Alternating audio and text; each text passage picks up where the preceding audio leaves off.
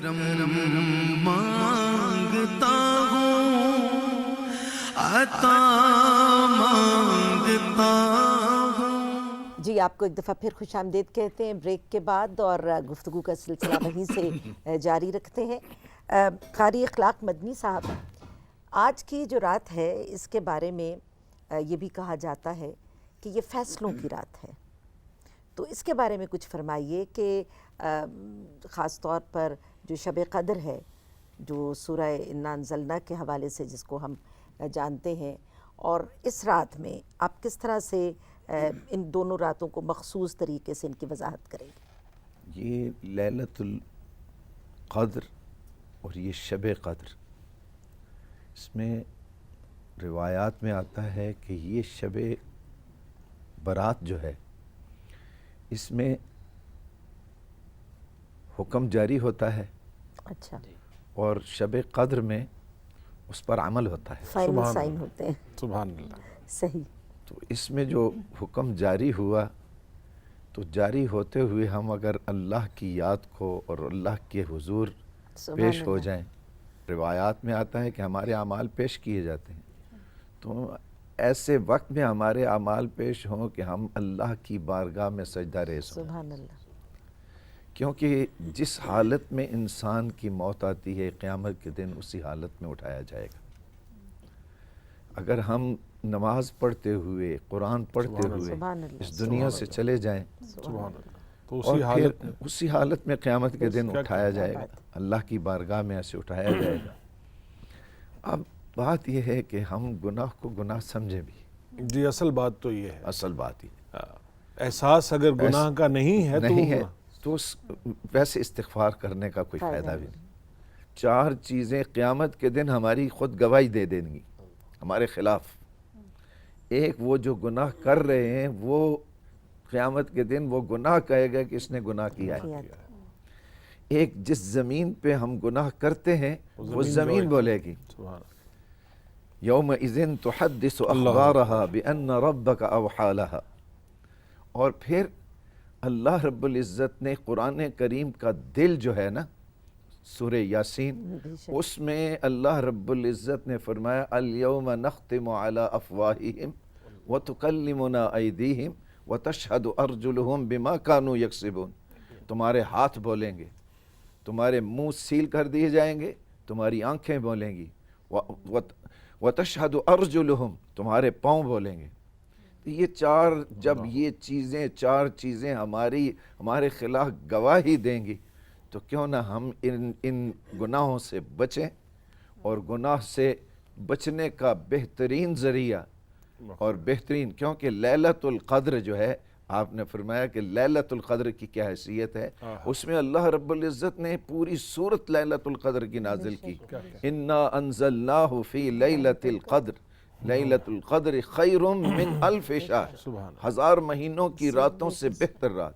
اور اس میں سب سے بہترین ذکر جو ہے وہ قرآن کریم ہے، جس کا ایک حرف پڑھنے سے 10 نیکیاں ملتی ہیں۔ اور پھر حدیث میں آتا ہے کہ الف لام میم ایک حرف نہیں، یہ 3 حروف ہیں۔ الف پڑھنے سے 10، لام پڑھنے سے 10، میم پڑھنے سے 10۔ بلکہ مفسرین نے لکھا ہے کہ الف کو اگر لکھیں تو یہ 3 حروف بنتے ہیں، الف لام فا۔ لام کو لکھیں یہ بھی 3 حروف بنتے ہیں، لام الف میم، اور میم کو لکھیں یہ بھی 3 حروف بنتے ہیں، میم یا میم۔ تو یہ 9 حروف بن جاتے ہیں، تو 9 حروف کو آپ 10 سے ضرب دیں تو کتنے بنتے ہیں؟ 90 نیکیاں۔ اور یہ نیکیاں پڑھنے والے کے لیے، سبحان اللہ، پڑھنے والے کے، اور اگر کوئی سنے تو اس کو ڈبل نیکیاں ملتی ہیں۔ تو سب سے بہترین ذکر قرآن کریم کا ہے، افضل الذکر۔ اور قرآن کریم کا نزول بھی لیلۃ القدر میں ہے، جیسے کہ میں نے پہلے بتایا کہ اس رات میں فیصلہ کیا جاتا ہے، اس رات میں فیصلہ عمل درآمد کیا جاتا ہے۔ تو وہ ایک رات ایسی اللہ نے ہمیں دے دی کہ اس میں ہم قرآن کریم کو جتنا پڑھیں گے اتنا اس کا اجر، اتنا اس کا ثواب، اتنی اس کی عظمت۔ اور قرآن پڑھنے کی جو عظمت ہے، اللہ کے پیغمبر صلی اللہ علیہ وسلم نے فرمایا خیرکم من تعلم القرآن وعلمہ، تم میں سب سے بہترین وہ شخص ہے جو خود قرآن کو پڑھے اور دوسروں کو پڑھائے۔ تو سب سے پہلی بات کہ پہلے ہم اپنے آپ کو یہ کہیں کہ یہ گناہ ہے اور ہم گناہ گار ہیں،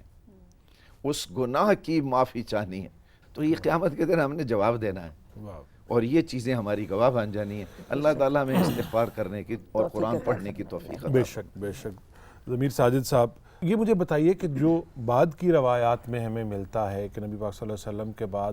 اہل مکہ جو تھے وہ اس رات کو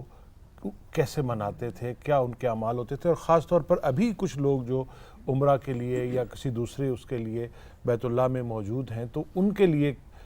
کیا آپ کہیں گے کہ وہ کیسے اس رات میں وہاں پر اپنے اعمال سر انجام دیں؟ اس حوالے سے جب ہم صحابہ کرام کے معاملات کو دیکھتے ہیں تو بڑی کثیر تعداد صحابہ کرام کی ہے، جن میں حضرت ابوبکر صدیق، حضرت علی المرتضیٰ، سیدہ عائشہ صدیقہ رضی اللہ تعالیٰ عنہم، حضرت معاذ بن جبل، حضرت عبداللہ بن عمر بن عاص اور دیگر کئی صحابہ کرام ایسے ہیں کہ ایک تواتر کی حد تک پہنچے ہوئے ہیں کہ جنہوں نے شب برات کی روایات کو بیان کیا ہے۔ اور اس کے بعد پھر شام کے حضرت خالد بن معدان اور دیگر جو تابعین تھے، بڑی تعداد میں تابعین سے بھی یہ شب برات کے معاملات مروی ہیں۔ اور پھر بڑے بڑے محدثین نے، بالخصوص امام بزار نے اپنی کتاب مسند بزار میں، جن کا وصال سن 292 ہجری میں ہوا ہے، یعنی بہت ہی صدر اول کے علماء میں سے ہیں۔ اور اسی طرح امام احمد بن حنبل رحمۃ اللہ علیہ نے اپنی مسند میں، مسند امام احمد بن حنبل میں ذکر کیا ہے، امام طبرانی نے ذکر کیا، منذری نے ذکر کیا ہے ترغیب و ترہیب میں، کہ وہ سارے معاملات کے صحابہ کرام اور اسلاف امت جو ہیں وہ کثرت کے ساتھ اس رات کو عبادت کرتے تھے۔ مخصوص عبادات کا تذکرہ تو نہیں ہے کہ کون کون سی عبادت کرتے تھے، لیکن اس رات کو کثرت سے اس رات کو عبادت کرتے تھے، مختلف کرتے تھے۔ اور بالخصوص امام بزار رحمۃ اللہ علیہ فرماتے ہیں کہ یہ شب رات کی جو روایات ہیں ہم نے بہت سے اہل علم سے لی ہیں، جنہوں نے ان روایات کو بیان بھی کیا ہے اور اس پر عمل بھی کیا ہے۔ تو آپ یہ دیکھیں کہ سن 292 ہجری میں حضرت امام بزار کہتے ہیں کہ ان سے پہلے لوگوں نے یہ روایات بیان کی اور ان پر عمل کیا ہے۔ تو اسلاف میں اس رات کو بیداری کرنے کا یا اس رات کو عبادت کرنے کا کتنا رواج تھا۔ دوسری بات یہ ہے کہ جیسے کہ سرکار دو عالم صلی اللہ علیہ وسلم کی امت کی یہ خصوصیت ہے کہ آپ کی امت کو مخصوص ایسی راتیں دی گئی ہیں کہ جن میں عبادت کا وقت کم لگتا ہے اور اجر زیادہ ملتا ہے۔ سبحان اللہ۔ سابقہ امتیں جو تھی، خاص آپ یہ کہہ لیں کہ ہم پہ رحمت ہے اللہ کی۔ جی یہ خاص بات ہے کہ سابقہ امتوں کی عمریں زیادہ تھی اور وہ عبادت زیادہ کرتے تھے، مگر نبی اکرم صلی اللہ علیہ وسلم کی امت کی عمریں کم ہیں، سبحان اللہ، بڑا اچھا لیکن نقطہ آپ نے بتایا۔ ان کو ایسی راتیں دی گئی ہیں کہ وہ عبادت کم کرتے ہیں اور ان کو اجر زیادہ ملتا ہے۔ حضرت مولا علی کرم اللہ وجہ الکریم کی بڑی مشہور روایت ہے جس کو امام ابن ماجہ نے اپنی سنن میں درج کیا ہے کہ سرکار دو عالم صلی اللہ علیہ وسلم نے فرمایا ہے کہ رات کو قیام کرو، قوموا لیلہ وصوموا نہارہ، اور کہ رات دن کا کو جو قیام، 15 شعبان کا دن کا روزہ رکھا جائے، ہاں دن کا روزہ رکھا جائے اور رات کو قیام کیا جائے، یعنی کیا مطلب عبادات کی جائیں، خواہ آپ تلاوت کرتے ہیں، آپ نوافل پڑھتے ہیں، آپ تسبیحات پڑھتے ہیں، آپ صدقات و خیرات کرتے ہیں، تو یہ کریں۔ اور پھر جو بڑی بات آپ نے فرمائی ہے کہ اس لیے کہ اللہ تبارک و تعالیٰ جل جلالہ اس رات کو آسمان دنیا پر خصوصی تجلی فرماتا ہے اور اس کی بارگاہ سے ایک ندا دینے والا یہ پکار کر کہتا ہے کہ الا من مستغفر فاغفرہ، الا من مسترزقین فارزقہ، الا من مبتلین فعافیہ، الا کذا الا کذا، کہ کیا ہے کوئی بخشش مانگنے والا کہ میں اس کو معاف کر دوں، اس کو مغفرت مانگنے والا کوئی ہے، استغفار کرنے والا ہے کہ اس کو معاف کر دوں، ہے کوئی رزق مانگنے والا کہ اس کو رزق دے دوں، ہے کوئی کسی مشکل میں پڑا ہوا کہ میں اس کو آزاد کر دوں، اور مختلف اس طرح جو اسباب ہیں دنیا میں اور حالات ہیں ان کا نام لے کر وہ منادی کہتا ہے کہ آؤ۔ تو اب دیکھیے کہ بعض اوقات ہمارے ہاں رواج اصل میں یہ ہے کہ چونکہ جہالت بہت زیادہ ہے اور اس طرح کی جو ٹیلی ویژن پہ مجالس آتی ہیں وہ دیکھتے لوگ بہت کم ہیں، اخبار بہت کم لوگ پڑھتے ہیں، مساجد میں بھی کم جاتے ہیں، تو لوگ یہ سمجھتے ہیں کہ اگر کسی سے کوئی گناہ ہو گیا تو اب اس کے لیے کوئی راستہ ہی نہیں ہے، حالانکہ قرآن مجید میں اللہ کریم جل جلالہ فرماتا ہے قل یا عبادی الذین اسرفوا علی انفسہم لا تقنطوا من رحمت اللہ ان اللہ یغفر الذنوب جميعا، کہ اے میرے محبوب میرے بندوں کو کہہ دو جنہوں نے اپنے اوپر ظلم کیا ہے، جنہوں گناہ کر بیٹھے ہیں، کہ اللہ کی رحمت سے مایوس نہ ہونا، اللہ سارے گناہوں کو معاف کر دے گا۔ آپ جب شرمندہ ہوتے ہیں اپنے گناہ پر تو وہ جو شرمندگی، وہ جو عرق ندامت ہے، اقبال کا بڑا مشہور شعر ہے کہ موتی سمجھ کے شان کریمی نے چن لیے، قطرے جو تھے میرے عرق انفعال کے۔ سبحان اللہ۔ یہ بھی وہ پڑھ رہی تھی نعت میں، بڑا خوبصورت شعر تھا، پتہ نہیں وہ کہ مانگنے کا مزہ آج کی رات کہ حسن نظر مانگو، درد دل مانگو آج کی رات کو۔ تو آج کی رات کو اللہ تعالیٰ کی بارگاہ میں دامن پھیلانے والے کبھی محروم نہیں جاتے، انہیں عطا کیا جاتا ہے۔ بے شک جی۔ محترمہ رازیہ نوید صاحبہ سے میرا سوال ہے، ابھی مدنی صاحب نے بڑے خوبصورت انداز میں ہمیں بتایا تھا کہ کیسے اس رات میں وہ فائل تیار ہوتی ہے اور اس پر آخری سگنیچر جو ہیں وہ شب قدر میں رمضان کے مہینے میں وہ کیے جاتے ہیں۔ تو اسی فیصلوں کی بات کرتے ہوئے کہ موت و حیات کے فیصلے اور خاص طور پر جو رزق ہے اس کے لیے یہ رات جو ہے اس کی بڑی اہمیت ہے، تو اس کے بارے میں فرمائیے۔ بالکل ایسا ہی ہے، جیسے قرآن مجید میں بھی جو ہے وہ ارشاد پاک موجود ہے اس حوالے سے کہ اس رات کو بعض حکمت والے امور ہیں ان کے متعلق فیصلے کیے جاتے ہیں۔ تو اس کے اگر ہم تفسیر میں آگے جائیں اور پھر اس رات میں جو فیصلے کیے جاتے ہیں ان کو دیکھیں تو اس میں آپ دیکھیں انسان کی زندگی کا فیصلہ کیا جاتا ہے۔ وہ کون سے افراد ہیں جنہوں نے اگلے پورے سال میں، یعنی اس نصف شعبان سے لے کر اگلے سال نصف شعبان تک جو ہے وہ کون سے لوگ ہوں گے جو دنیا میں آئیں گے، وہ کون سے لوگ ہوں گے جو دنیا سے چلے جائیں گے۔ سرکار دو عالم صلی اللہ علیہ وسلم کی حدیث مبارکہ فرماتے ہیں کہ لوگ جو ہیں وہ ان کے نکاح ہو رہے ہوں گے، وہ اپنی زندگی میں مصروف ہوں گے، لیکن ان کو علم نہیں ہوگا کہ اس سال میں ان کی موت کو لکھ دیا گیا ہے۔ اسی طرح سے لوگ جو ہیں وہ اپنے جو امور زندگی ہیں ان میں مصروف ہوں گے، اپنی زندگی وہ نارمل وے میں گزار رہے ہوں گے، اپنے جو تجارت ہے، اپنے جو کاروبار ہیں، اپنے جو زندگی کے اعمال ہیں ان کو لے کر چل رہے ہوں گے، لیکن وہ اس چیز سے بے خبر ہوں گے کہ اس رات میں ان کی موت کا فیصلہ کیا جا چکا ہوگا۔ اسی لیے کہا گیا، اب جیسے کہ نبی اکرم صلی اللہ علیہ وسلم نے فرمایا، سیدہ عائشہ صدیقہ رضی اللہ تعالی عنہا اس کو روایت فرماتی ہیں کہ آپ صلی اللہ علیہ وسلم نے فرمایا،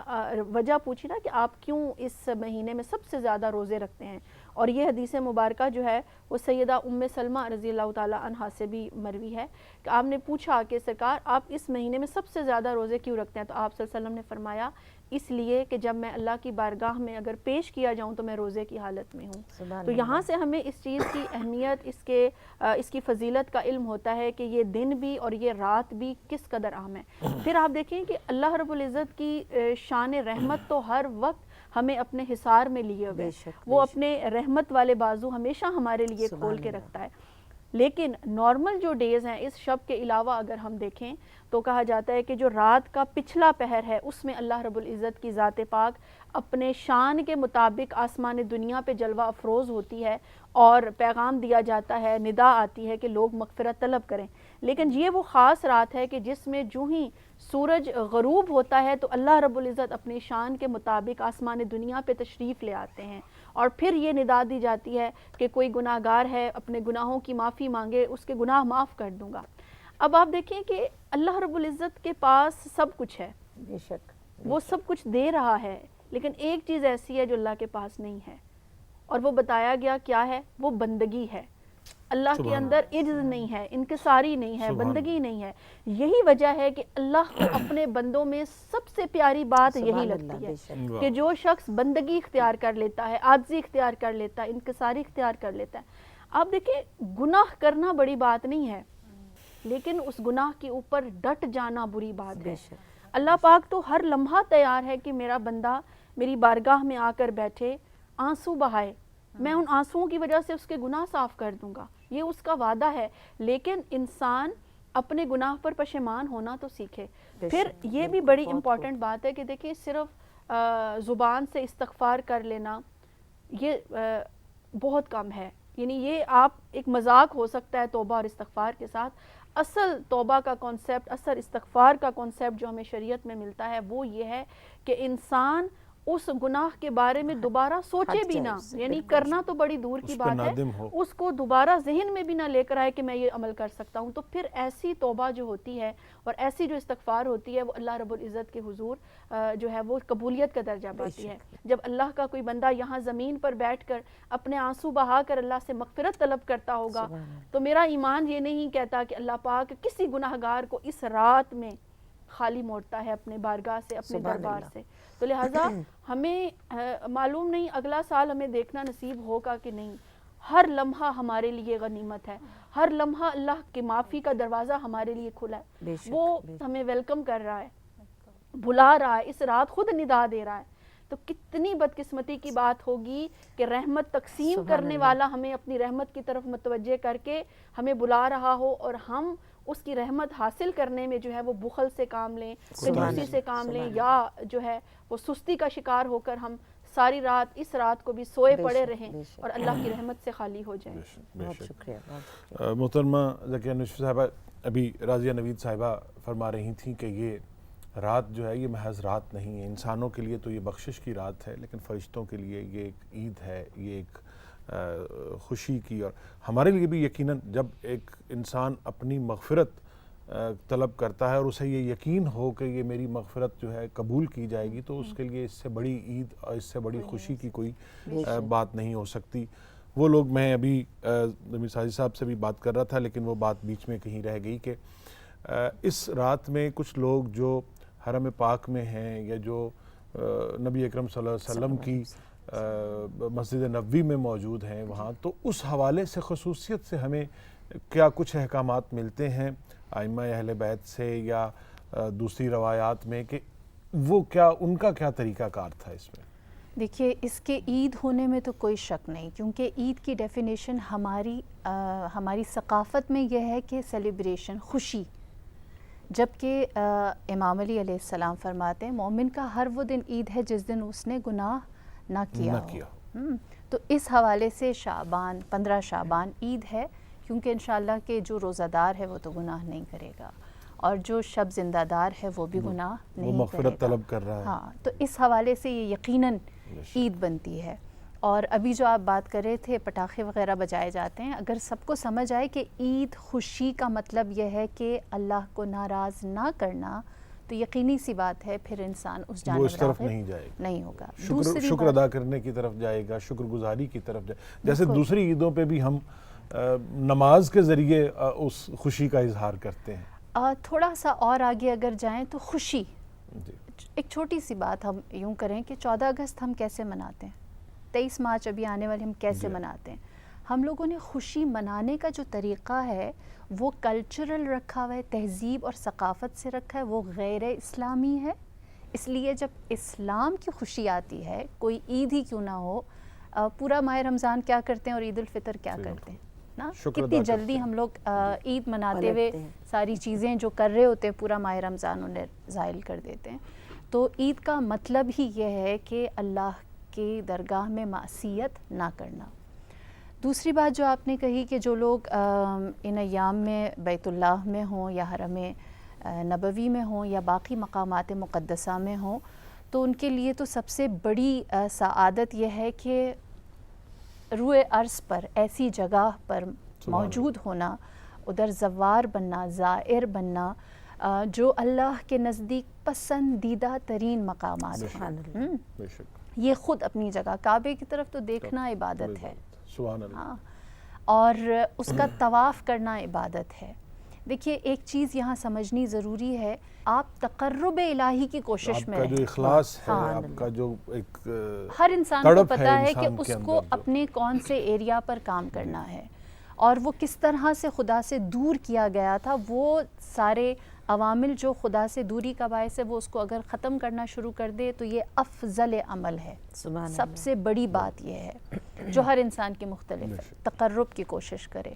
پھر بالخصوص ایسے مقامات مقدسہ کی، دیکھیے رسول خدا صلی اللہ علیہ وآلہ وسلم، آپ کی یہ سیرت رہی، آپ کی یہ سنت رہی کہ آپ نے حج اتنے نہیں کہ جتنے عمرہ کیے ہیں۔ ہاں، ہر مقام کا اپنا سلیقہ ہے۔ اگر کعبۃ اللہ میں ہیں تو یقینی سی بات ہے کہ وہ عمرے کی سعادت اگر اس شب حاصل کر سکے، سبحان اللہ۔ اور اگر اپنے وقت کو خدا کے تقرب اور اپنی جاہلیت کو، اپنی جہالت کو، اپنی نادانی کو دور کرنے میں صرف کریں تو یہ زیادہ مؤثر ہے۔ اور قبور کی زیارات، مرحومین کی مغفرت اور ان کے لیے ایصال ثواب، دیکھیں یہ اللہ کی بہت بڑی نعمت ہے کہ اللہ نے ایصال ثواب رکھا، ایصال عذاب نہیں رکھا۔ اس بات کو سمجھنا ضروری ہے کہ ہم جو نیکی کرتے ہیں وہ پہنچ جاتی ہے، جو بدی ارحم الراحمین ہے اس نے ہماری حد تک محدود ہے۔ اس کو درک کریں آج کی رات۔ سبحان اللہ، ماشاءاللہ جی، بڑی بہترین گفتگو ہماری چل رہی ہے۔ ہم رب ذوالجلال کے حضور اس وقت کرم مانگ رہے ہیں، رحمتیں مانگ رہے ہیں۔ ہمارے ساتھ مطیع الرحمان نفیسی صاحب موجود ہیں کہ جو بڑے خشوع و خضوع کے ساتھ بارگاہ عزتی میں مناجات پیش کرتے ہیں، تو ہمارے دل کی آواز یہ مناجات پیش کیجیے۔ کرم مانگتا ہوں، عطا مانگتا ہوں، کیا الہی میں تجھ سے دعا مانگتا ہوں، کرم مانگتا ہوں، عطا کر تو شان کریمی کا صدقہ، عطا کر الہی رحیمی کا صدقہ،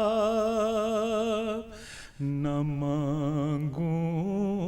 گا تجھ سے تو مانگوں گا کس سے، تیرا ہوں تجھی سے دعا مانگتا ہوں، کرم مانگتا ہوں، جو مفلس ہیں ان کو تو دولت عطا کر، جو بیمار ہیں ان کو صحت عطا کر، مریضوں کی خاطر شفا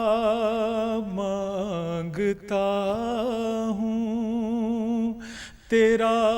ہوں تجھی سے دعا مانگتا ہوں، کرم مانگتا ہوں، جو نادار ہیں کچھ نہیں جن کے پلے، انہیں بھی دکھا دے حرم کے تو جلوے، حضوری ہو سب کی دعا مانگتا ہوں، تیرا ہوں تجھی سے دعا مانگتا ہوں، کرم مانگتا ہوں، عطا مانگتا ہوں، تیرا ہوں میں تجھ سے دعا مانگتا